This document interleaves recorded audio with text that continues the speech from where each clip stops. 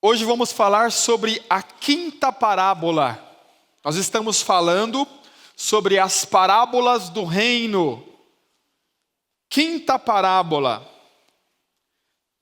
Capítulo 13 de Mateus, verso de número 44. Capítulo 13, verso de número 44. Aqui está a parábola. Parábola do tesouro oculto. Essa parábola, irmãos, ela é interpretada de forma errada por 99% da igreja. Assim como as outras também. Mas nós precisamos, de fato, compreender essas parábolas. Os irmãos estão aí? Amém. O reino dos céus é semelhante a um tesouro oculto no campo, que um homem achou e escondeu. E na sua alegria, vai e vende tudo o que tem e compra aquele campo. Os irmãos estão aí? Antes de nós falarmos sobre a parábola propriamente dita, eu quero só recapitular algumas coisas com os irmãos. Não sei se os irmãos têm a sensação, mas esse domingo parece que demorou mais. Sim ou não? Tem a sensação de que parece que faz uns 30 dias que a gente não se vê. Ou não? Ou é porque eu estou muito corrido, será? Eu estou com a sensação estranha. Bom, vamos recapitular alguns pontos. Primeiro, o reino dos céus tem 3 aspectos. Quantos se lembram? Sim ou não? Quais são os 3 aspectos do reino dos céus? Aparência, realidade, manifestação. O que é a aparência do reino? As parábolas. O que é a realidade do reino? Nós, a igreja. O que é a manifestação do reino? A manifestação de Cristo na sua volta, quando o reino vai aparecer para todos. Amém, irmãos? Nós estamos falando sobre a aparência do reino, porque nós estamos estudando as parábolas do reino. Mas antes de nós estudarmos a parábola, eu quero falar algo muito importante para os irmãos. Volte aí, Mateus 13, capítulo 1. Foi quando nós começamos a estudar as parábolas. A primeira parábola, que é a parábola do semeador. Os irmãos estão aí? Amém. Mateus capítulo 13, verso 1. Tendo Jesus saído de casa naquele dia, estava assentado junto ao mar. Ajuntou-se muita gente a ele, de sorte que entrando num barco se assentou, e toda a multidão estava em pé na praia. Diga, toda a multidão estava em pé na praia. E falou-lhe de muitas coisas por parábola. Então, Jesus está falando para a multidão. Preste atenção. Jesus vai falar 4 parábolas para a multidão. Quantas parábolas? 4. Primeira parábola. Parábola do semeador. Foi a primeira parábola que nós estudamos. Segunda parábola. Parábola do joio e do trigo. Foi a segunda parábola que nós estudamos. Terceira parábola. Quantos se lembram? Grão de mostarda. Terceira parábola. Quarta parábola que nós estudamos domingo passado. Fermento. Observe. Vem comigo agora para o verso de número 36. O verso 35, o verso 34 e 35 é o último texto ali da parábola. Volte no verso 32, por favor. Falando do grão de mostarda, o qual realmente é menor de todas as sementes, mas crescendo é a maior das plantas e faz-se uma árvore de sorte que vem as aves do céu e se aninham no seu ramo. Verso 33. Outra parábola lhes disse, quarta parábola do fermento. O reino dos céus é semelhante ao fermento que uma mulher toma e introduz em 3 medidas de farinha, até que tudo seja levedado. 34. Tudo isso disse Jesus por parábolas à multidão, e nada lhes falava sem parábolas, para que se cumprisse o que fora dito pelo profeta, que disse: abrirei em parábolas a minha boca, publicarei coisas ocultas desde a fundação do mundo. Olha o verso 36. Então, tendo despedido a multidão, cadê a multidão? foi embora. Foi Jesus para casa e chegaram a ele os seus discípulos, dizendo, quantas palavras ele falou? 4. Parábola do semeador, o joio e o trigo, grão de mostarda, fermento. Mas olha de qual que eles ficaram com dúvida. Chegaram a ele os seus discípulos dizendo, explica-nos a parábola do joio no campo. A única parábola que eles ficaram com dúvida foi a do joio e o trigo. Então Jesus vai explicar a parábola. E ele respondendo disse, o que semeia a boa semente é o Filho do homem, Jesus Cristo. O campo é o mundo, a boa semente são os filhos do reino. O joio são os filhos do maligno. O inimigo que o semeou é o diabo. A ceifa é o fim do mundo. E os ceifeiros são os anjos. Assim como o joio é colhido e queimado no fogo, assim será na consumação desse mundo. Mandará o Filho do homem os seus anjos, e eles colherão do seu reino tudo o que causa escândalo e os que cometem iniquidade. E lança a alusão na fornalha de fogo. Ali haverá pranto e ranger de dentes. Então os justos resplandecerão como o sol no reino de seu Pai. Quem tem ouvidos para ouvir? E aí ele vai começar a contar a parábola de novo. Também o reino dos céus é semelhante a um tesouro escondido num campo, que um homem achou e escondeu. E pelo gozo dele vai e vende tudo quanto tem e compra aquele. Então olha para mim, presta atenção. Vou te falar algo de Deus, irmão. Posso falar? Mas você vai ter que prestar muita atenção para entender. Os irmãos estão aí? São 7 parábolas, sim ou não? 7 parábolas ao todo em Mateus. Agora tem mais 3 parábolas. Então são 4 parábolas que ele fala para a multidão e 3 parábolas que ele fala só para os discípulos. 4 mais 3, 7. Preste atenção no que eu vou te dizer, porque isso aqui é uma chave que vai ajudar você a entender muita coisa na Bíblia. O número 7 é o número completo para a terra.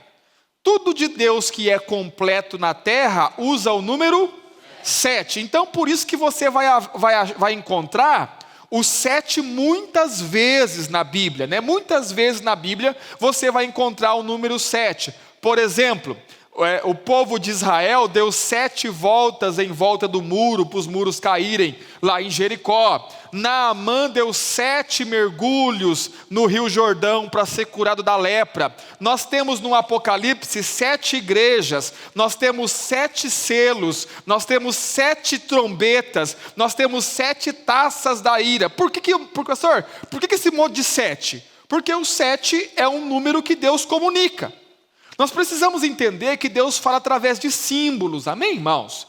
Deus fala por parábolas, Deus fala por símbolos. E o número 7 significa perfeição, número completo de Deus para as coisas da terra.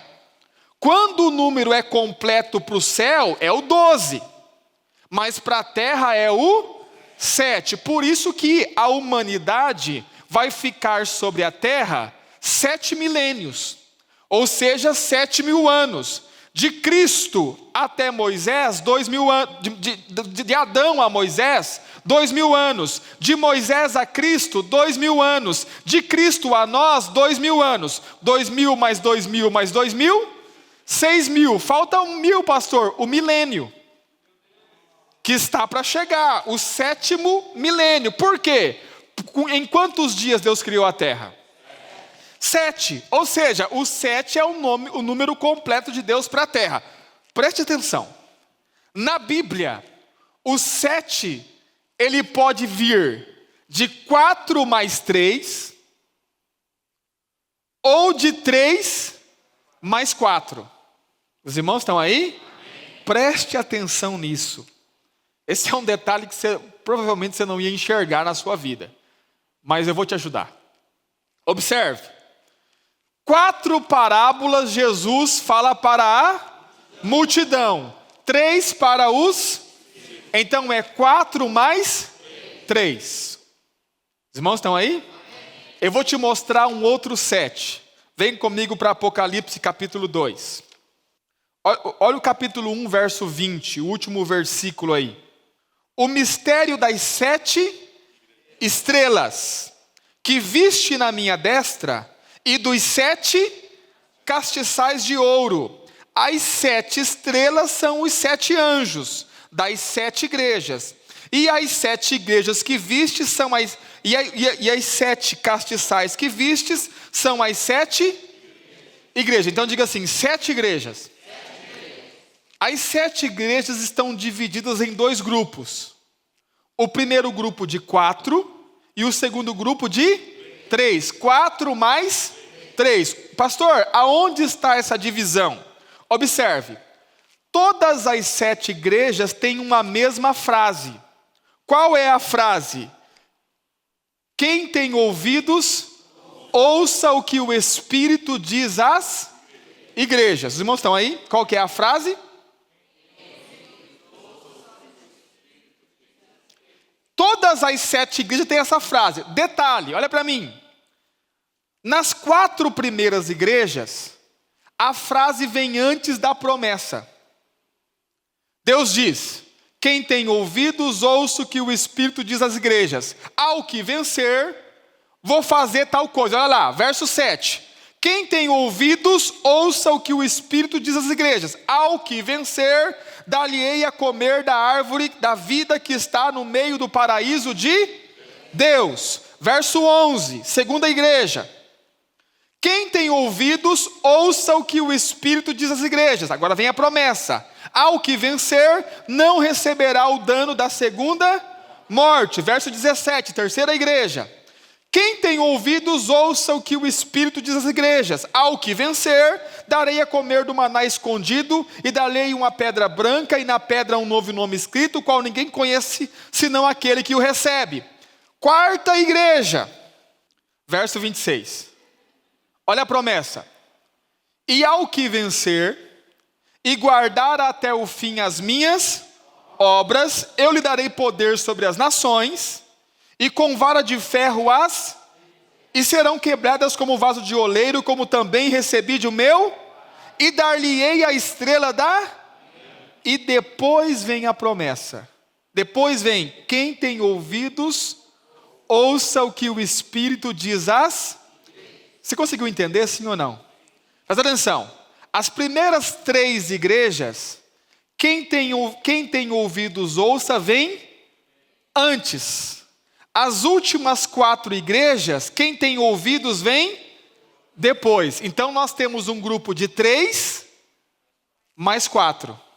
As primeiras 3 igrejas, quem tem ouvidos, vem antes. As últimas 4 igrejas, quem tem ouvidos, vem depois. Então observe. Aqui nós temos o contrário do que nós temos na parábola. Porque a parábola é 4 mais 3. Aqui nas igrejas é 3 mais 4. Os irmãos estão aí? Vou te mostrar outros 7 dessa forma. Capítulo de número 6. Corre comigo lá. Apocalipse capítulo 6. Capítulo 5, verso 1. O texto diz assim: E vi na destra do que estava sentado sobre o trono um livro escrito por dentro e por fora, selado com 7 selos. Capítulo 6. Vai abrir os selos. Observe. Havendo aberto o cordeiro um dos selos, olhei e ouvi um dos 4 animais que dizia, diga assim, o animal dizia, esse é o primeiro selo. Quando abre o primeiro selo, o animal fala alguma coisa, amém? Verso de número 3, segundo selo. Havendo aberto o segundo selo, ouvi o segundo animal dizendo, diga, o segundo animal disse. Verso de número 4, 5. Havendo aberto o terceiro selo, ouvi dizer o terceiro, abriu o terceiro selo, o animal fala. Os irmãos estão aí? Que na verdade não é um animal, é um querubim, mas na tradução bíblica está animal. Verso 7, quarto selo. Havendo aberto o quarto selo, ouvi a voz do quarto animal. Diga assim, no quarto selo, o animal fala. Verso de número 9, vê se você percebe algo diferente. Quinto selo. E havendo aberto o quinto selo, vi debaixo do altar as almas do que foram mortos. O que não tem aqui no quinto selo? O animal não fala mais. O quinto, o sexto e o sétimo selo, nenhum dos animais fala. Primeiro, segundo, terceiro e quarto selo, os animais falam. São 7 selos, amém? Nos primeiros 4 selos, os animais falam. Os irmãos estão aí? Nos últimos 3 selos, os animais. Então nós temos 4 mais 3, que dá 7. E as igrejas? 3 mais 4. E as parábolas? 4 mais 3. Os irmãos estão aí? Vou te mostrar mais um 7. Vem comigo, capítulo 8 de Apocalipse. Olha só, capítulo 8, verso 2. Vou te mostrar as trombetas. E vi 7 anjos que estavam diante de Deus e foram-lhe dados 7 trombetas. Vamos ver se a gente encontra se é 4 mais 3 ou se é 3 mais 4. Os irmãos estão aí? Vamos lá. Verso de número 7. Primeiro anjo tocou sua trombeta e houve saraiva e fogo misturada com sangue, foram lançadas na terra e queimou a terça parte das árvores, e toda a árvore verde foi queimada. A primeira trombeta vai queimar as árvores verdes. Verso 8. O segundo anjo tocou sua trombeta e foi lançado no mar uma coisa como um grande monte ardendo em fogo, tornou-se em sangue a terça parte do mar. Verso 9. Morreu a terça parte das criaturas que tinham vida no mar e perdeu-se a terça parte dos navios, as naus. Terceira trombeta, terceiro anjo. Terceiro anjo tocou sua trombeta e caiu do céu uma grande estrela, ardendo como uma tocha, e caiu sobre a terça parte dos rios e sobre as fontes das águas. E o nome da estrela era Absinto, e a terça parte das águas tornou-se em absinto. E muitos homens morreram das águas, porque se tornaram amargas. Quarta trombeta, o quarto anjo tocou sua trombeta e foi ferida a terça parte do sol, a terça parte da lua, a terça parte das estrelas, para que a terça parte deles não se escurecesse e a terça parte do dia não brilhasse, semelhantemente à noite. Verso 13, e olhei e ouvi um anjo voar pelo meio do céu, dizendo com grande voz: ai, ai, ai, dos que habitam sobre a terra, por causa das outras vozes das trombetas dos 3 anjos que estão para tocar. As trombetas, é 3 mais 4 ou 4 mais 3? 4 mais 3. As 4 primeiras trombetas não tem ai. As 3 últimas trombetas tem ai. Cada uma das trombetas que tocar agora vem acompanhado de um ai. Por quê, pastor? Porque as 4 primeiras trombetas não vai ferir o homem diretamente. Vai ferir as coisas criadas. Plantação verde, o mar, o rio, sol, luas e as estrelas. Mas as 3 últimas trombetas vão ferir o homem diretamente. Então quando o anjo tocar a trombeta, o homem na terra diz: ai. 4 mais 3. Pastor, por que o senhor está mostrando isso? Porque olha para mim. Porque isso comunica com a gente. Deus está querendo se comunicar. O que isso significa? Quando o 7 aparece de 4 mais 3, como é nas parábolas, como é nas taças, como é nos selos e como é aqui nas trombetas, 4 mais 3. O 4 é o número do homem. Os irmãos estão aí? O número da terra. A terra tem 4 cantos. É o número do homem. O 3 é o número de Deus. Deus é triuno. Pai, Filho, Espírito Santo. Os irmãos estão aí? Quando o 4 aparece antes do 3, significa que o 4 está antes. Então o homem está indo para Deus. Os irmãos estão aí? O que significa isso? Restauração. O homem está indo para Deus para ser restaurado. Quantos estão aí? Por isso que, presta atenção, tanto os selos, os 7 selos, que vão trazer dor e sofrimento, quanto às 7 trombetas, que também vão trazer dor e sofrimento, é para que o homem se arrependa e vá para Deus. Os irmãos estão aí? Mas quando o 3 vem antes do 4, significa que o homem já passou de Deus. O homem está deixando Deus para trás. Então isso significa degeneração. Isso significa que o homem está se degenerando, o homem está abandonando Deus. Então, preste atenção no que eu vou dizer, e se você estiver acompanhando a série toda das parábolas, você vai entender. Eu disse para os irmãos que as parábolas estão relacionadas com as igrejas, sim ou não? E a igreja de Cristo como um todo, preste atenção, não está melhorando, está cada vez pior, porque cada vez mais a igreja se afasta da palavra, se afasta do evangelho, e cada vez mais a igreja fica humanizada e mundana, a igreja no geral. Então, por isso, preste atenção, mas Deus está querendo restaurar a igreja, Deus está querendo restaurar a igreja, assim como era no princípio. Os irmãos estão aí? Quantos estão aí? Por isso que as parábolas do reino é 4 mais 3, porque se você entender as parábolas, você vai viver como igreja, e entendendo a palavra de Deus, você vai ser restaurado e vai de encontro para o Senhor. Os irmãos estão aí? Então, preste atenção. Todas as vezes que aparecer na Bíblia o 7, tente encontrar se é 4 mais 3, ou se é 3 mais, vira para o seu irmão e fala, sabia disso? Pergunte para ele.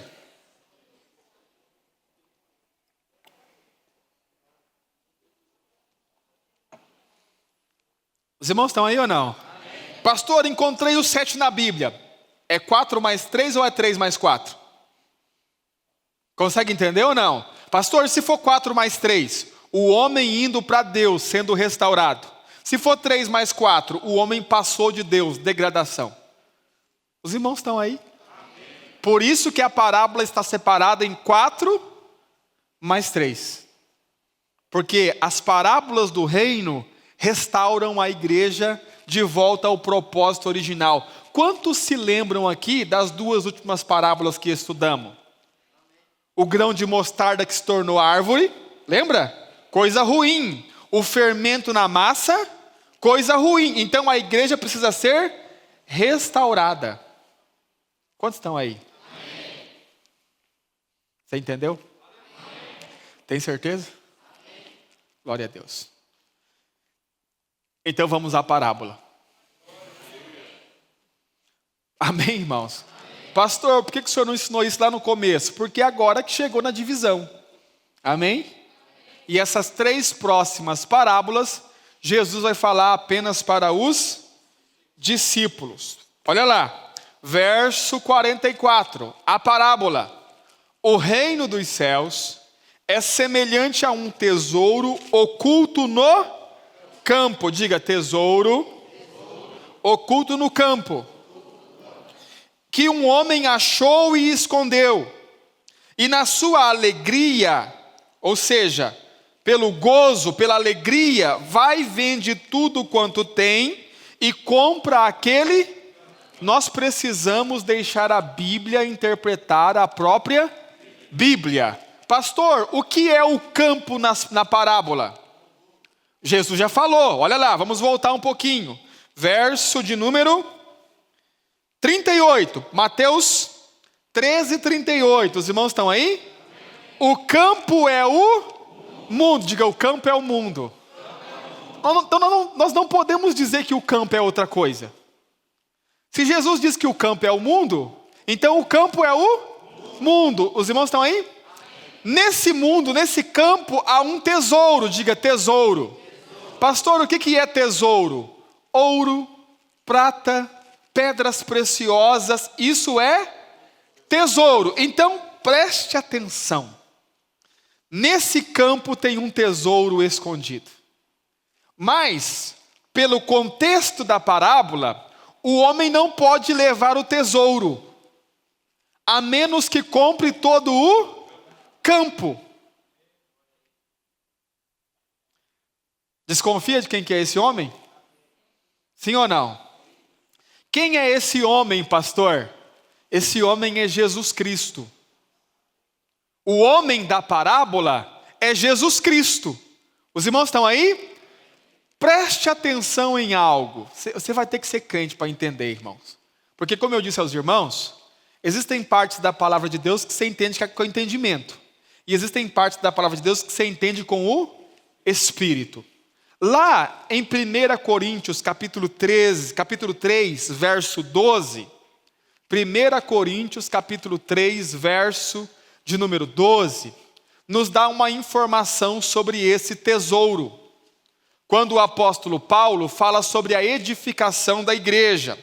Volte um pouquinho, por favor, no verso de número 9 em diante. O que nós queremos saber é o verso 12, mas só para você entender que o apóstolo Paulo está falando sobre a edificação da igreja, eu vou voltar até o verso 9. Olha o que diz o texto. Porque nós somos cooperadores de Deus, vós sois lavoura de Deus e edifício de Deus. Diga, edifício de Deus. Casa, construção. Olha lá. Segundo a graça de Deus que me foi dada, pus eu como sábio arquiteto o fundamento da casa. E outro edifica sobre ele. Então Paulo colocou o fundamento, vem outro e edifica sobre ele. Mas veja cada um como edifica sobre ele. Porque ninguém pode pôr outro fundamento além do que já está posto. O qual é? Então o fundamento da casa é Jesus. Mas olha a construção. E se alguém sobre este fundamento formar um edifício de ouro, prata, pedras preciosas, e aí madeira, feno e... Então tem duas classes de materiais aqui. Ouro, prata e pedra preciosa, madeira, feno e palha. Madeira, feno e palha fala de obra humana. Aquilo que se queima se for colocado no fogo. Ouro, prata e pedras preciosas fala de tesouro. Aquilo que quanto mais é colocado no fogo, mais puro fica. Os irmãos estão aí? Sei não, hein? Será que vai dar pé, irmãos? Diga assim, nós estamos edificando uma casa para Deus. Qual que é o material que nós temos que usar? Ouro, prata. A igreja é a realidade do reino hoje. Sim ou não? Nós somos a realidade do reino hoje. Essa edificação, não as paredes, as pessoas é que são a igreja. Essa igreja é a realidade do reino hoje. Só que haverá a manifestação do reino quando Jesus Cristo voltar. Sim ou não? Quando Jesus Cristo voltar, o que vai aparecer é a nova Jerusalém celestial. Chuta aí do que a nova Jerusalém é feita. Vamos lá? Apocalipse 21, verso 18 em diante. Olha do que a nova Jerusalém é feita. Volta no verso 17. Essa é a cidade, ó. Mediu o muro de 144 côvados, conforme a medida de um homem, que é de um anjo. Verso 18. A construção do seu muro era de jaspe, e a cidade de ouro semelhante ao vidro puro. 19. Os fundamentos da cidade, do muro da cidade, estavam adornados de toda a pedra, diga assim, ouro, pedra preciosa. Pastor, por que aqui não aparece a prata? Preste atenção. Porque nessa época não precisa mais de prata. Porque a prata simboliza a redenção. Os irmãos estão aí? Hoje nós precisamos trabalhar com a redenção. Depois do milênio, todo mundo já foi redimido, então não tem mais prata. Só que ouro aponta para Deus, como divindade. E as pedras preciosas apontam para o Espírito de Deus. Então observe, nós estamos edificando uma casa, sim ou não? O que estamos usando de material? Ouro, hoje prata, que nós estamos pregando a salvação, a redenção do homem, e pedras. Essa casa que estamos edificando vai virar uma grande cidade. Os irmãos estão aí? Quantos conseguiram entender isso aqui?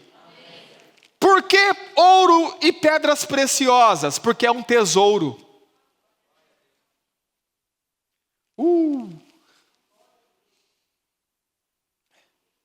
Aonde está a igreja, pastor? No mundo. No campo. Desde quando Jesus sabe que essa igreja está no campo? Antes da fundação do mundo. E o que Cristo fez? Escondeu esse tesouro. Durante 4.000 anos, a igreja não apareceu, que é o tempo do Antigo Testamento, escondido. Por quê? Diga por quê? Porque ele foi vender tudo que ele tinha para voltar e comprar o campo. Quantos estão aí? Pastor, o que significa vender tudo o que tem? O que ele tinha? A vida. Tudo o que ele tinha ele era Deus, mas ele esvaziou-se da sua glória, tornou-se homem, e tudo o que ele tinha, que era a vida, ele entregou. Para quê, pastor? Aleluia! Para que com o seu sangue ele pudesse comprar toda a terra. Pastor, e por que ele comprou toda a terra? Porque dentro dessa terra tem um tesouro precioso que interessa para ele. Olha para mim, nem todos serão salvos. Amém, irmãos? Há muita gente que vai ser condenada. A palavra de Deus diz que Deus amou o mundo a ponto de dar o seu Filho, para que todos que neles crê não pereça, mas tenha vida. Mas tem muita gente que não vai crer. Pastor, então por que ele comprou a terra toda se era só um pouco de gente? É porque não tinha como levar um pouco de gente sem levar a terra junto. Então ele foi morto, e com o sangue ele comprou de toda a tribo. Coloca lá, Apocalipse 5, verso 9. Cantavam um novo cântico, dizendo: digno és de tomar o livro e de abrir os seus selos, porque foste morto, e com o teu sangue nos comprastes para Deus, de toda tribo, língua, povo e nação. Os irmãos estão aí? Então olha para mim, por causa desse tesouro precioso, chamado igreja. E quando eu falo igreja, eu falo daqueles que estão edificando uma casa para Deus. Ele comprou toda a terra. Presta atenção. Quando Jesus faz a oração do Pai Nosso, quando ele ensina os discípulos a orarem a oração do Pai Nosso, ele diz algo interessante. Ele diz assim: olha, Pai nosso que estás nos céus, santificado seja o teu nome, venha a nós o vosso reino, seja feita a tua vontade aqui na terra, como ela é feita no... Ou seja, a vontade de Deus não estava sendo feita na terra, porque a terra não pertencia a Deus. Quando o diabo tenta Jesus, na última tentação, o que é que o diabo diz? Se você prostrar e me adorar, eu te darei todos os reinos da terra, porque eles a mim foram entregues, e eu dou a quem eu quiser. O diabo declara que os reinos da terra estão nas mãos, mas quando Jesus ressuscita, ele chama os discípulos e diz assim: todo o poder é me dado no céu e na terra. Como quem diz: eu comprei essa terra. Se alguém perguntasse a ele: por que o senhor comprou essa terra? Ele diria: porque tem um tesouro precioso aqui. Tem um tesouro, ouro e pedras preciosas que estão escondidas nessa terra. Quantos estão conseguindo compreender isso? Então, resumindo a parábola, o campo é o mundo. O homem que achou o tesouro é Cristo. O tesouro é a igreja que está sendo edificada. O homem vender tudo o que tinha é Cristo entregando tudo que ele tinha, a vida dele na cruz, para comprar a terra, para redimir aqueles que são preciosos aos seus olhos. Essa é a realidade do reino hoje, que daqui a pouco se transformará em manifestação, quando a nova Jerusalém aparecer nos ares. Os irmãos estão aí? Conseguiu compreender?